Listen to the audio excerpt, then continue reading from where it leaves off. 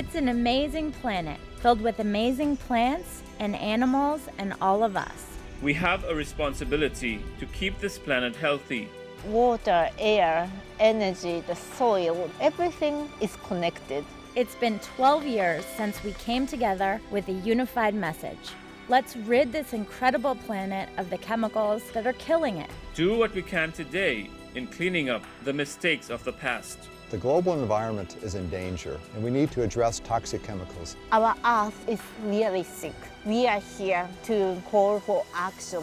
We've accomplished a lot, but there's so much more to do. I'm Evelyn Swain. And I'm Anil Sukhdev.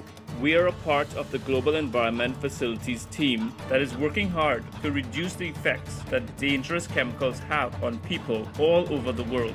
With more than 3,200 Jeff projects in over 165 countries, it's impossible to show you everything. But we're going to take you on a journey to meet just a few of the amazing people who are partnering with the Jeff to make a difference.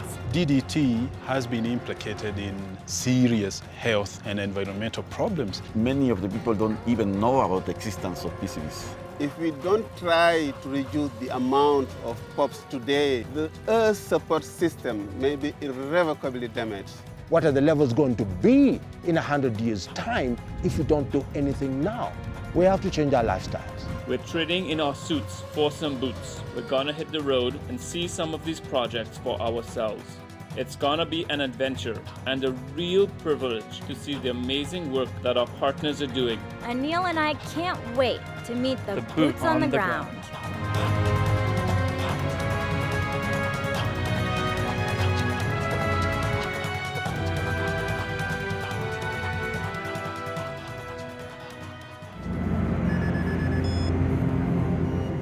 Anil and I are flying into General Santos, the southernmost city of the Philippines. As the plane begins descending, we can see billowing smoke from what looks like a runway on fire, but it turns out to be where we are headed, a burning trash dump. We know what chemicals are likely in this smoke, but sometimes nothing can prepare you for the horrific reality on the ground. Within an hour of landing, we meet up with Theory Dumagan, a city administrator who drives us straight into a wall of smoke and fire. Oh my God! As we drove through the rancid smoke for the first time, we could make out shadows of darker areas. And it wasn't until we got closer that I realized that those shadows were people working in the dump trying to make a living.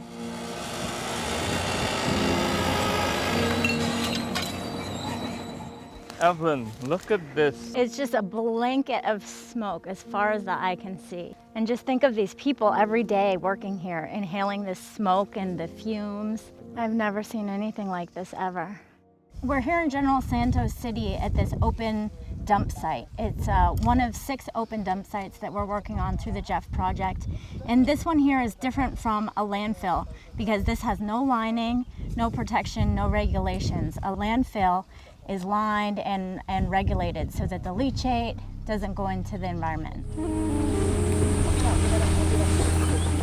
All of the trash from General Santos is brought in and dumped at this site.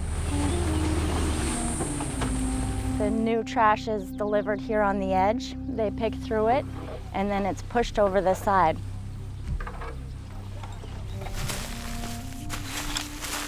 The waste pickers make their living collecting plastic and other materials that can be sold to be recycled. Everything comes in here. There's no segregation of the recyclables, of metals, things that have value, or compostable materials. So everything gets in here. That can lead to fires like this.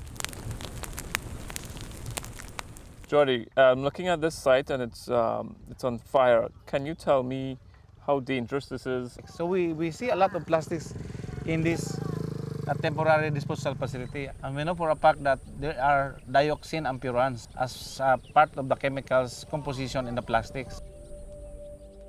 This smoke is just full of dioxins and furans going into the environment. We can see what's burning, and it's plastic and all the things that we know have these harmful chemicals in them.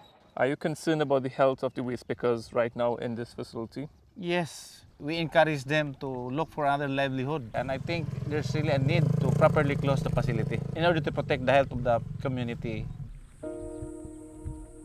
In this dump, we find families with children who live in these dangerous conditions. There was a family with 7 young kids living right in the line of smoke. As I watched them playing, I noticed their raspy coughs and the cuts and sores on their arms and legs. I wondered, even if they do get out of this dump soon, what kind of long-term health effects are these chemicals that they breathe day in and day out gonna have?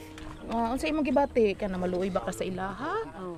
Rose Lejito leads a group of waste pickers here at General Santos. So are they having any negative health impacts? Are they feeling sick ever? Unsa mga sakit nga imong gibati sa imong lawas? So ubo. Karamihan most they feel coughing. They're having a cough. They're exposed directly to it. We're being exposed to it now. But once it hits the atmosphere, this exposes everyone else. This goes up into the Arctic. Polar bears get it. Inuit communities get it. That's why it's a global issue. That's why it's a pop. And that's why we have to deal with it. The JEF, the World Bank, and the Environmental Management Bureau are working with 6 local governments to improve the management of open dumps. The goal is to reduce the release of dioxins and furans. Through the work of the JEF, local governments here in General Santos City, the World Bank and other partners, it will be closed and converted to a sanitary landfill. When you're here, you see how big of a partnership it is. The JEF with the local governments, with the stakeholders, even down to the people who are working here. When we talk about dedicated partners who do the work, there's no better example than Del Marino Valdez. So we have 3 gases that is being measured. She willingly goes into the smoky pit to sample the air because she knows how important the data is. These 6 sites will hopefully demonstrate to the rest of the local governments in the Philippines how to reduce the releases of the unintended POPs. This work is so critical, and this landfill isn't the biggest landfill in the world. This is just one of thousands. We can't fix all of them, but what we can do is provide a model for local governments to follow that really works. We can demonstrate how to close these dump sites down and how to better the communities. It will be hard to ever forget the sights and smells of these dumps in the Philippines. Later, we'll see just how far these toxins are traveling. But for now, Mexico is calling.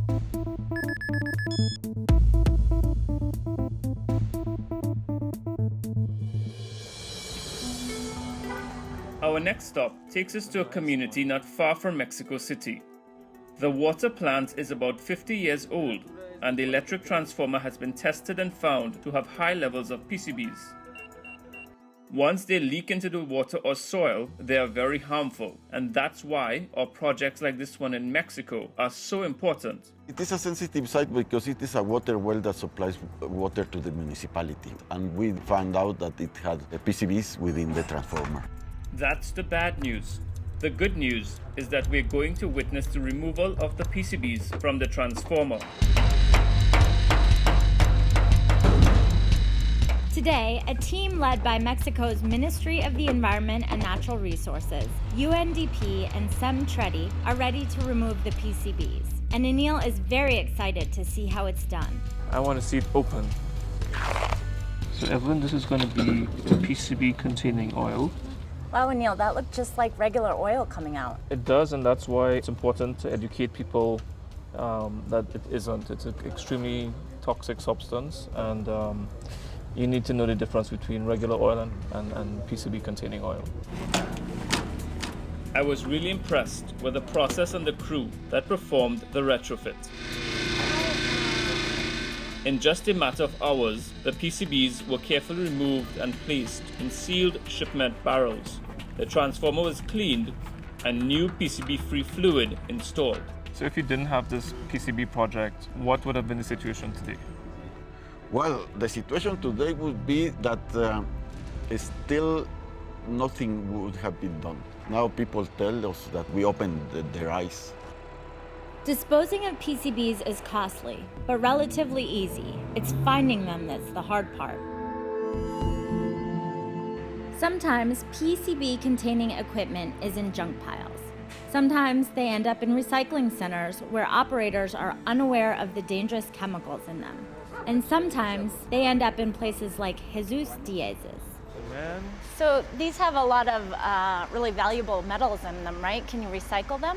Sí, mira, cuando nosotros reparamos un equipo. Jesus is just one of the recyclers who works with Guillermo to ensure that every transformer that comes in is properly dealt with. PCBs, or polychlorinated biphenyls, were used in electrical equipment years ago, but millions of liters of the chemical are still sitting inside aging equipment, such as transformers. This equipment, a few weeks ago, was working on the field, and it was taken because it was found out that they had BPCs in them. This facility and others like it have collected over 2,500 tons of oil and contaminated material and equipment in just 4 years. This represents 10% of the PCB inventory in Mexico. The equipment and oil have come from big and small entities alike. Once we have unloaded the transformers, they remove the nucleus where the parts were soaked in the PCB's oils. So what we will do now is to remove these nuclei and insert them in the green box behind. It is an autoclave that with pressure and with a solvent will remove all the remaining PCBs. The Jeff funds projects around the world to collect these dangerous PCBs and contaminated equipment and ship them to approved treatment facilities such as Tredy's facility in France, where they are properly treated and incinerated. The disposal facility here in Mexico is filled with transformers that still have PCBs. So in order for us to get a closer look, we have to suit up. These are PCB-containing transformers. They were being used in communities across Mexico, posing a threat to human health and the environment. Through the Jeff UNDP project, they were brought here to the state-of-the-art decontamination facility to be disposed of properly. And the great news is that these are never going to pose a threat to humans here in Mexico ever again. It was a bit overwhelming to see all of these transformers and to realize that there are tens of thousands just like them that have yet to be found.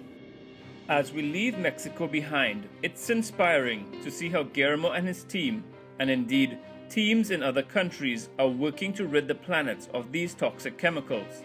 Just like these PCBs, which will be going on a journey, Evelyn and I are off again to see the next project on our journey.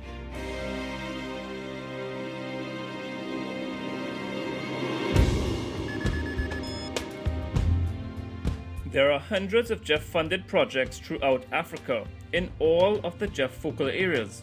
We've come to Tanzania to see 2 projects that have huge human health implications. Our first stop is in Morogoro, a harrowing 4-hour drive from Dar es Salaam. We arrive at what used to be a large DDT storage facility. There are a dozen workers busy loading containers filled with toxic material from the site. And this is bulk DDT, so it's solid form, it's not liquid. This is what they would then formulate to be sprayed. The Jeff Africa Stockpile Project has one goal: find as much obsolete hops as possible and get rid of them. So some of the pesticides were in here? Yeah, especially those solid big bags. Samuel Masangi is with the Tanzanian Ministry of Environment. He showed us the warehouse that used to hold tons of obsolete pesticides, and he said this is just one of 155 known storage facilities in Tanzania. Over 1,000 tons of chemicals, including DDT and other POPs pesticide, have been removed here in Tanzania. We're lucky to be here today to see this last shipment going out. It doesn't get any better than this. The safe disposal means that local communities like this one and others around Tanzania will no longer be impacted by these toxic substances. Yeah, in Morogoro. No one is more pleased about seeing the last of the DDT removed than Anthony Calamilla. He runs a farmers cooperative, and he has this message for all of the partners of the project. We are very happy to see that you have assisted a lot to remove all those chemicals, simply because on our own we could not afford to remove those. In many ways, dealing with a warehouse full of obsolete pesticides is easier than something as insidious as medical waste. Mercury from broken thermometers, infectious syringes contaminated with HIV and hepatitis and much more are thrown away or burned every day. When not treated properly, the toxins from this medical waste winds up like all other chemicals in our air, soil, and water. Heat is one of the only things that can safely treat biological waste, and incinerators are widely used to burn hospital waste. However, technically advanced incinerators that only emit small amounts of dangerous POPs are not affordable in most developing countries. Even with advanced filters and elevated emission towers, they still can release dangerous dioxins and furans. A few minutes ago, these red barrels containing medical hazardous waste was removed from the hospital next door. They contain the remains of medical procedures, bloody bandages, any infectious material. What you're seeing here is that it's been put into an autoclave. This was designed and built here through a UNDP Jeff grant. And so I'm going to flip the switch, and this will be my own little part in helping to reduce medical waste that's badly treated. So here we go. And there we go. The project is very, very important, not only to Tanzania, but for many developing countries, because you have a lot of health centers and district hospitals which do not have proper hospital waste management equipment. But it's not just big hospitals that are faced with challenges of medical waste disposal. Driving through the Tanzanian countryside, we notice a small health clinic, and we stop to see how they deal with it. Esther Bell is the nurse for the clinic. She told us that the clinic treats patients for everything, from malaria to HIV. The day we arrived, Esther was preparing to dispose of some of their medical waste. These here are used syringes that they use here at the clinic that we're going to dispose of in the pit out back. Esther showed us where the pit was. In one way, it was quite shocking to see, but in another, it was a great opportunity for us to see this problem firsthand for ourselves. This practice is what we're trying to fix with these medical waste projects. You can see there are syringes, there's dirty bandages. This is generally burnt here. Is it a safety issue having it? Busiro Anoka is the clinic doctor. She told us that they have no other alternative but to burn the waste when the pit is full. So when you burn the wastes, do you know what's in the smoke that comes out of the pit? We know that from the smoke we can get the biohazard gases. But when the pit is full, we have no alternative. That is the question. It's clear that even in the small clinics, they understand the dangers associated with burning their medical waste. I hope that one day we might come through here again and find them using a safer and cleaner method of disposal.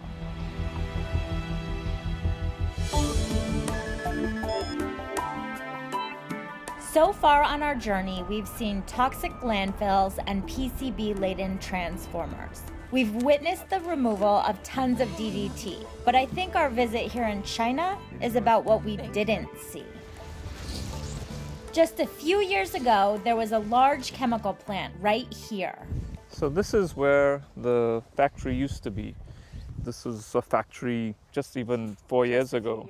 It was one of 8 in China that produced Mirex and Chlordane, 2 POPs pesticides used to control termites. It's so close to these residential areas. Yeah, I mean, these people were living here when this plant was here. The Jeff's portfolio in China is our largest, and it's these kinds of projects that are a serious step forward in reducing the impact of chemicals. How hazardous was this place? Juan Ren is the project coordinator, and he said that highly toxic chemicals were emitted from this place. They posed a significant health hazard to both the local community and to all of us. The successful implementation of the Jeff project enables local residents to live in a healthier environment. This particular project, it completely phased out the production of these two chemicals in all of China, which is in itself a really big deal. And more than that, you've shown how you can adapt technologies and practices to even use less chemicals. So our mission on this trip was really to get on the ground and see how these projects are working on the ground, see how they're using the funds, see how sustainable the projects are, the impacts of the project. And here in China, we've really seen that through this termite project. Now we're here at this National Historic Site, seeing the impacts that it's having to preserve this true historic wonder. The chemical plant is gone, but the termites that plague the country are still a problem. I was curious to see how they deal with the termites without using chlorine or Mirex. Yeah, here they are all along here. The solution is this simple trap. I'm here today looking at a termite trap, which is part of the Mirex and chlorine elimination program. So can you tell me what the trap does? We trap the termites. After the termites enter into the device, then we touch in the chemical on the termites. Termites go back to the nest. And then that kills the colony. Yes. There are 450 species of termites in China, and they create significant damage each year. It's not just homes that are affected. Many of China's great historical treasures are also at risk. But the combination of traps and treatment is working. We love it when there's good data behind a project. Labs like this one are an integral part of establishing best practices. So we're here in Hangzhou, China, in the termite lab. And this lab's really important because they're actually collecting the data from the projects here. Li Jing here is analyzing these soil samples that they took from the IPM site, where they're using soil dusting to replace chlorine and Mirex for termite control. And she weighs out specific amounts of this so that they want to test that they're not overusing the chemicals. As we travel through the countryside on the way to our next destination, it's impressive to see China's immense industrialization. And to see some of the work that China is doing to protect its 1 billion citizens from dangerous chemicals gives a strong signal to the rest of the world.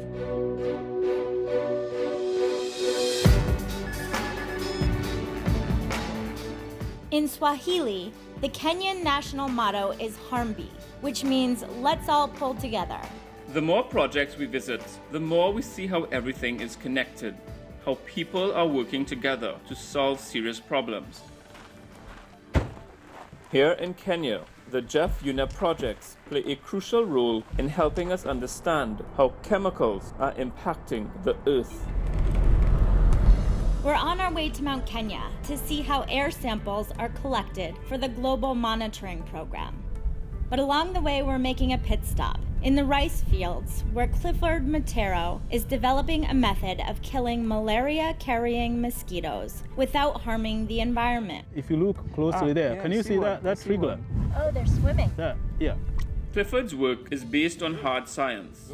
In order to stop the spread of malaria, you first have to understand how mosquitoes carry it. And that means you have to catch them. Those are the malaria. This is the species that carries malaria. These mosquito larvae contain important clues for Clifford's research. As part of the Jeff, UNEP, and WHO project, alternatives to harmful pesticides are identified and demonstrated. In this area, they're using BTI, biopesticides. Clifford explains how it works. You can see the granules. That is derived from naturally occurring bacteria. So it's not going to hurt the cows in the field over there? They can drink this water. It will not harm them. So can we see how it works? Yeah, sure. Tell me a little bit about the importance of the work that you do in regard to helping reduce malaria, but also helping reduce toxic chemicals. About 10 years ago, if you came here, almost 20 out of every 100 school children had malaria parasites in their blood. Currently, there is hardly anything. We've not used any drop of DDT, and what that goes to show is that If you combine some of the other interventions like BTI to kill mosquito larvae, use of bed nets to protect people inside their houses, you can get rid of malaria without endangering the lives of people through other side effects or through the toxic effects of chemicals like DDT. Irene Guattari is part of Clifford's research team. She applies the non-toxic bacteria in hopes that it benefits the nearby village. They're neighbors. The work that Clifford and his team are doing is not only helping this village, but will ultimately help villages all over the world that suffer from malaria. It's good to know that these children won't be exposed to harmful chemicals such as DDT. But as we're about to learn at our next location, even if you aren't exposed directly to a chemical, you can have it in your blood. And that's exactly the kind of information that is collected as part of UNEP's breast-to-milk sampling project. Our next stop is to meet Dr. Leticia Kanja. She's working on an extremely important initiative through UNEP, which samples the breast milk of mothers who are nursing their newborns. Hi, I'm Evelyn Swain. Rosemary Nagoto is a proud mother. She was brave enough to allow us into her home, along with Dr. Kanja, to see how the samples are collected. This is the milk sample that we just took that's going to be part of the global monitoring project that we're doing at the Jeff. And these mother's milk samples are so important because it's one of the ways we tell how many POPs are in humans. We want to make sure that these chemicals are prevented from getting into the environment. And one of the ways we track that is through mother's milk. So thank you for participating. You're welcome. I'm happy to be part of this. Dr. Kanja and nurse Margaret Muita travel throughout Kenya to collect their samples. Their efforts will provide solid data on how many chemicals are being passed from one generation to the next. In order to solve a problem, you have to know what it is. And our final destination on this mission is where answers are found atop the windswept Mount Kenya. But first, we have to get there. Our destination is an air monitoring station. Here we go. And our guide is Charles Marikow of the University of Nairobi. I've been looking forward to this hike up Mount Kenya for 3 weeks now, but I'm afraid that Charles is going to spoil the fun by telling me what's actually in the air. He reminds us that the crisp, thin air that we're breathing might not be what we think it is. It looks okay. Nice view, nice place. But sometimes what you see isn't what it is. And what do you usually find up here? All manner of sorts of things that you wouldn't imagine at this place. Pesticides and dioxins and furans. Just as I suspected, but still, I wanted to see how they know for sure that those chemicals are up here. Where we are now is our sampling station on Mount Kenya, where we have background samplers. What we are doing here is to collect comparable data for global monitoring plan.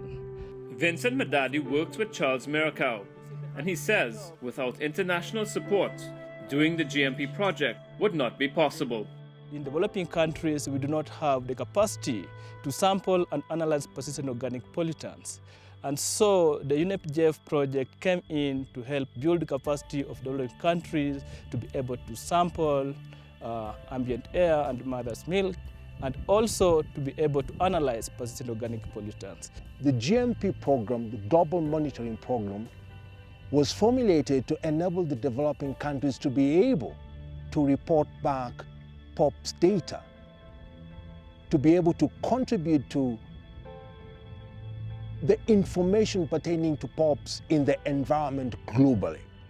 The foam filter inside of these metallic samplers will collect the air, and it will be meticulously analyzed. This is great. This is where the science happens. This is what it's all about. So air goes in and out, okay? But as it goes through, the POPs which are in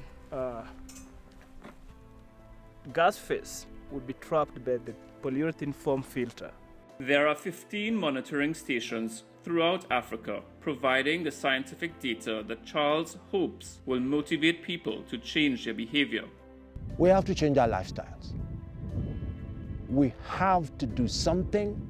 We have to look at areas in which we're generating these POPs and look for ways and means of eliminating, if possible, their sources.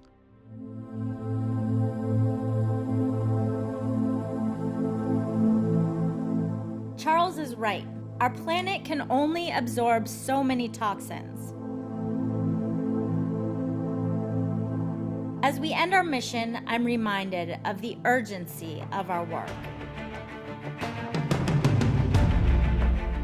Our amazing journey around the world allowed us to walk in the boots of the dedicated people who do the work on the ground in our partner countries. They're working hard every day to protect all of us and this incredible planet. I think what I take away from this trip is a new appreciation of everyone who's on the ground implementing these projects. Without getting our feet dirty, we would not have the appreciation for those projects that we do. It's all about finding solutions to these tough global environmental problems. I mean, there is limited funding available in the developing countries to do this kind of work. And Jeff has come out so strong, it supported us so much. We're doing a lot to protect these global commons, the air, the water, the land, but you also see the great need to do more. We need everybody's role in it. Then not any single person or sector can solve this problem. We need to work together. We need to work through partnerships to address toxic chemicals and toxic waste. We're ingesting these chemicals. They're making us sick and they're killing us. And we need to address this problem, and it's an urgent problem. We need to get after it today. That's why we would like to see a very strong coalition of governments, industry and civil society partnering towards a world totally free of POPs.